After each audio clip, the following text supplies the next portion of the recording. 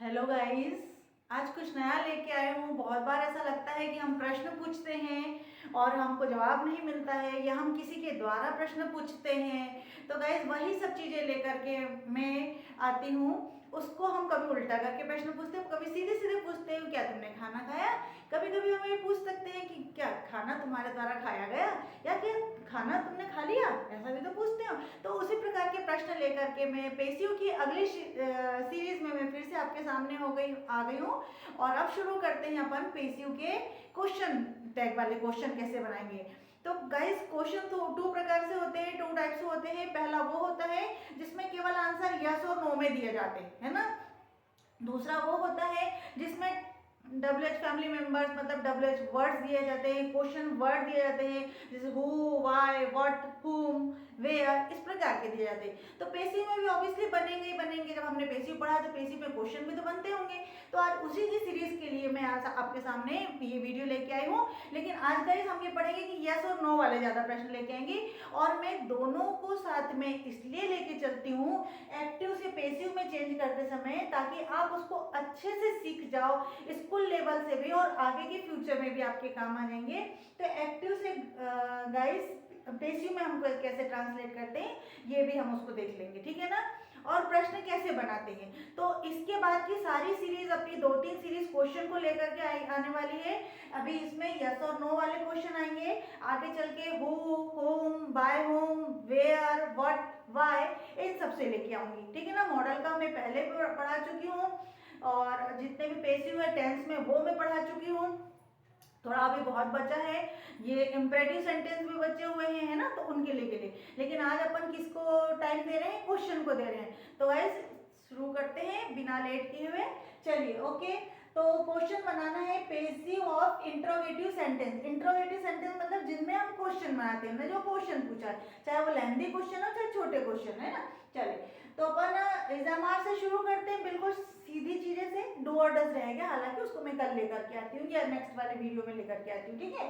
चलिए तो EZMR से शुरू करते हैं अपन। मुझे ऐसा लगता है गाइस EZMR बहुत सरल है, इसलिए मैं इससे शुरू करती हूँ ताकि बच्चों को तकलीफ नहीं हो, बहुत इजी गोइंग हो सीखने में उनके लिए, है ना। अंडरस्टैंडिंग इतनी अच्छी है उन लोगों की कि लगे कि इंग्लिश बोझ नहीं है, इंग्लिश सीखी जा सकती, इंग्लिश सीखी जा सकती। ये मैंने किस सेंटेंस में बोला है, किस सेंटेंस में बोला है, किस वॉइस में बोला है, प्लीज आप कमेंट बॉक्स में जरूर बताएंगे, ठीक है।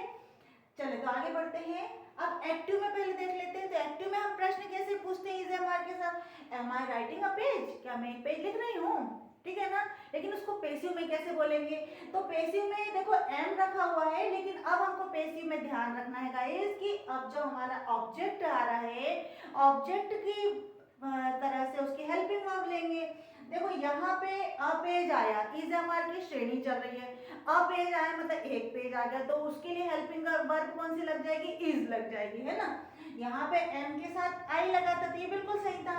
अब हम पेज लगाएंगे, is a page. Being, being क्यों लगाया, क्योंकि देखो EZMR मतलब कौन सी श्रेणी थी, ये सीरीज थी प्रेजेंट कंटिन्यूअस की, है ना। प्रेजेंट कंटिन्यूअस की, प्रेजेंट कॉन्टिन्यूअस की थी, ठीक है ना। यहाँ पे समझ में कंटिन्यूअस टेंस वाली, है ना। कौन सी टेंस के लिए था ये, तो उसमें EZMR लगता था और ING लगता था। तो ये हम पढ़ चुके हैं, तो अपन क्वेश्चन के लिए फिर से ध्यान देंगे। तो हम लगाएंगे is a page being written by me, क्या एक पेज मेरे द्वारा लिखा जा रहा है, जा रहा है, क्या एक पेज मेरे द्वारा लिखा जा रहा है। गाइस यहाँ पे आपको समझ में आ रहा है कि यस और नो ही आंसर देना है, यस, ठीक है। तो आगे बढ़ेंगे। इज ही प्लेइंग फुटबॉल, क्या वह फुटबॉल खेल रहा है, फिर प्रेजेंट की श्रेणी आ गई, क्या वह खेल रहा है। तो football is being played bye her, him या हर, क्या उसके द्वारा फुटबॉल खेली जा रही है। तो हम उसको कैसे बनाएंगे, ये फुटबॉल है, ऑब्जेक्ट है, इसको यहाँ पे ले आया, इस इसलिए ले आया कि फुटबॉल के लिए आया। Is football being played by him, by football by him, by लगा के हिम लगा दिया। क्यों लगा दिया, क्योंकि वो लड़का है, लड़की लड़का है, लड़के के लिए अपन ने ही का हिम लगा दिया।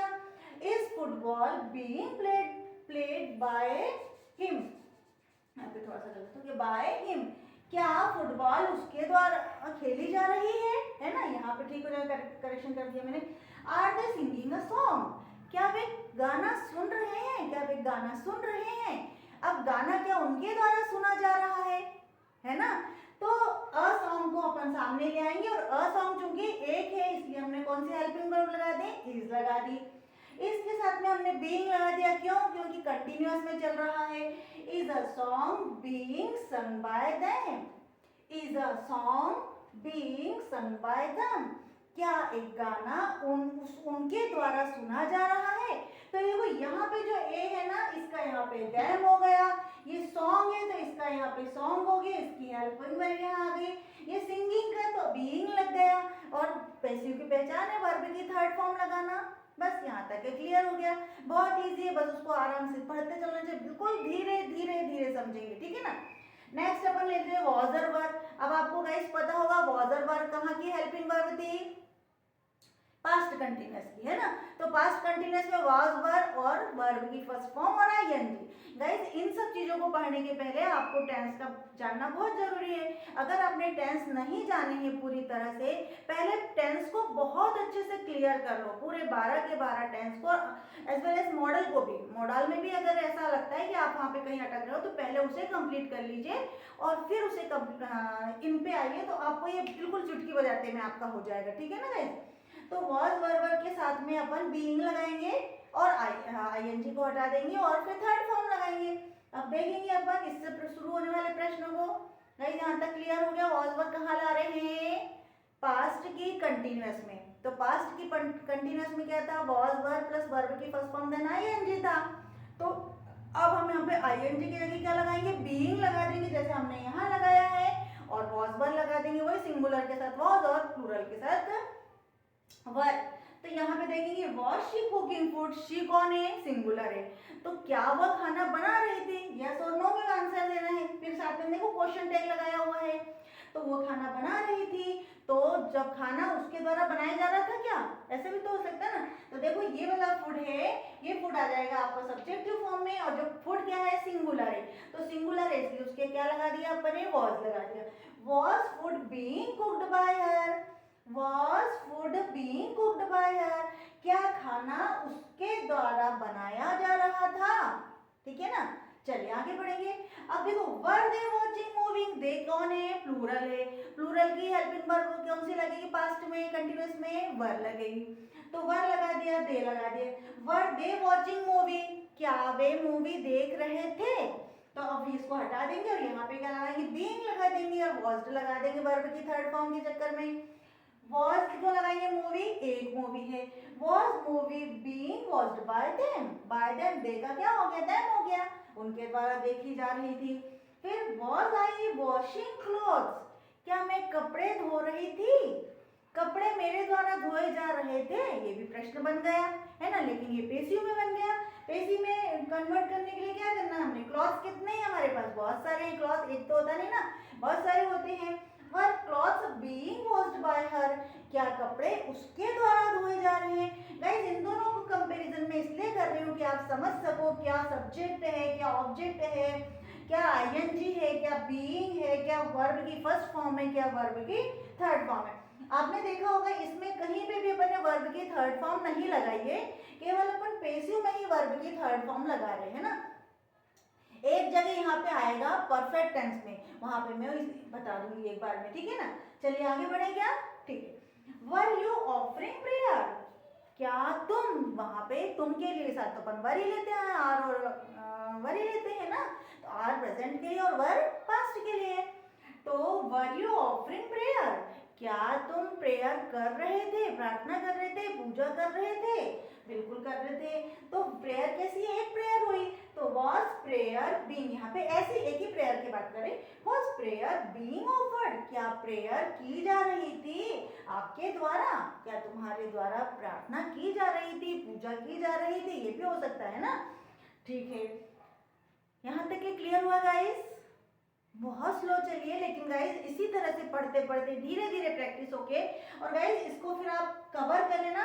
इसलिए मैं इस तरह का पैटर्न लेके आ रही हूँ कि जब आपको प्रैक्टिस करनी हो, आपके पास कोई सेंटेंस नहीं है, ज़्यादा शुरू में कोई सेंटेंस नहीं बना पाते, तो इसको कवर कर लेना और इससे फिर इसको ट्रांसलेट करना और फिर इससे चेक कर लेना, तो ये बहुत ईजी हो जाएगा। चलिए आगे बढ़ेंगे। अब गाइस मैंने अभी बताया ना कि आपको केवल पैसिव में वर्ब की थर्ड फॉर्म ली जाती है, लेकिन एक जगह और वर्ब की थर्ड फॉर्म ली जाती है। बताओ जल्दी से कहाँ? यस, परफेक्ट टेंस में। जितने भी प्रेजेंट परफेक्ट टेंस हो सकते हैं, पास्ट परफेक्ट टेंस हो सकते हैं और फ्यूचर परफेक्ट टेंस होती है, वहां पे हम क्या लेते हैं? वर्ब की थर्ड फॉर्म लेते हैं परफेक्ट में, है ना। तो वहां पे जब परफेक्ट में लिया जाता है, ध्यान से सुनना गाइस, जब परफेक्ट में एक्टिव होता है तो पैसिव बना देता है कि आपको याद करना चाहिए पुराने नियम। तो हम काय बनाएंगे? परफेक्ट कंटिन्यूअस, बीन लगा देते हैं, हैव बीन लगा देते हैं ना, यानी एक प्रकार से हैव बीन लगा देते, कंटिन्यूअस तो नहीं कह सकते उसको, बीन लगा देते हैं उसमें, है ना, क्योंकि थर्ड फॉर्म का सब मामला कहता है। चलिए, has he written a book, क्या उसने एक बुक लिख चुका है, या वो एक पुस्तक लिख ली है उसने। अब बुक किसके द्वारा लिखी गई? उसके द्वारा। तो पूछना पड़ेगा क्या पुस्तक उसने लिखी है ना, ठीक है। तो अपन क्या पूछेंगे? देखो हैज आया पुस्तक के लिए, पुस्तक एक ही है, तो यहाँ पे उसका हैज से उससे कोई मतलब नहीं, यहाँ पे ही था इसलिए लाया और यहाँ पे बुक एक है इसलिए लाया है ना।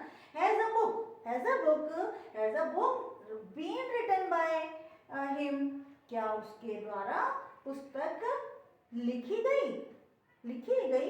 Yes. Have they washed clothes, क्या वो कपड़े धो लिए उसने, क्या वो कपड़े धो चुकी है, या वो उन्होंने कपड़े धो चुके हैं, ठीक है। तो हैव क्लॉथ्स, यहाँ पे फिर क्लॉथ्स प्लूरल में आ गया इसलिए अपन हैव लगा दिया, और यहाँ पे दे क्यों लगाया था? दे प्लूरल होता ऑलरेडी, तो यहाँ पे हैव लगाया था। Have washed cloth have clothes been washed by them, क्या कपड़े उनके द्वारा धोए गए, ठीक है। चलिए अब गाइस ये देखना, हैव यू टेकन फूड, क्या तुमने खाना खा लिया है, तो बोलना खाना आपके द्वारा खा लिया गया है क्या, ठीक है। देखिए, has food been taken by you, क्या खाना तुम्हारे द्वारा ले लिया गया है, ठीक है ना। यहाँ पे देख लेते हैं, had she send a mail, अब देखो हैड भी बताया था मैंने, हैड पास्ट का हो जाता है तो वो एक जैसे हो, इसलिए मैंने उसको साथ में इंक्लूड कर दिया, है ना। Had she send a mail, यहाँ पे थर्ड फॉर्म आ गई, देखो had she send a mail. अगर आप चाहो तो इसके साथ में पहले फार्मूला लिख सकते हो, बट प्रश्न में मेरे को ऐसा लगता है कि इतना जरूरी नहीं होता, अगर अपन रेगुलर पैसिव वॉइस पढ़ते चले आए हैं तो गाइस इसमें इतनी हेल्प मिल जाती है ना। Had she send a mail, क्या वो मेल सेंड कर चुका था, पहले की बात है ना, तो यस मेल उसके द्वारा सेंड किया जा चुका था पहला, है ना, ठीक है, ऐसे डालेंगे। Had a mail been send by her, उसके द्वारा मेल क्या हो गया था? सेंड किया जा चुका था। तो गाइज यहाँ तक मुझे लगता है कि आपको ये बहुत अच्छे से समझ में आ चुका होगा, है ना। और आगे भी हम इस तरह से कई क्वेश्चन लेके आने वाले हैं। अभी मैं हेल्पिंग वर्ब में ही कुछ वीडियोस लेके आने वाली हूँ, और फिर मैं उसके बाद में WH मेंबर्स के साथ में why, whom, why, when, where के साथ में लेके आने वाली हूँ। तो गाइज उसको जब तक ये देखते रहिए और इसकी प्रैक्टिस करिए। More you practice and more you gain. Okay, thank you for watching me.